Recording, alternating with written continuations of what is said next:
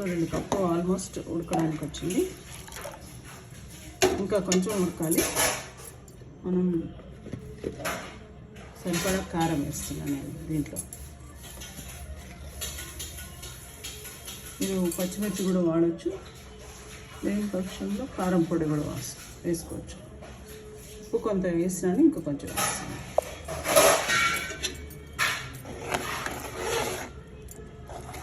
ఎండాకాలం వీరన్ని సార్లు చేసుకున్నట్టయితే బాగుంటుంది, రుచిగా ఉంటుంది, ఇంటికి చలువ. అందుకని మీరు ప్రయత్నం చేయండి. జై శ్రీరామ్. గీతాముఖి టాక్స్కి స్వాగతం, సుస్వాగతం.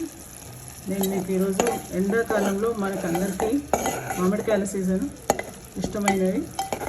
సో మామిడికాయతో పెసరపప్పు, ఎందుకంటే ఇప్పుడు చలువ బాగా అవసరం, మనకి ఎండలు బాగుంటాయి కాబట్టి పెసరపప్పుని వీలైనంత ఎక్కువగా వాడుకోవాలి మనం.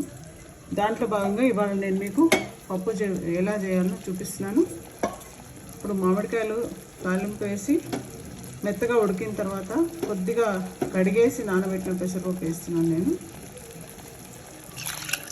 మీకు మిగిలిన ప్రొసీజర్ నేను మీకు చూపిస్తాను.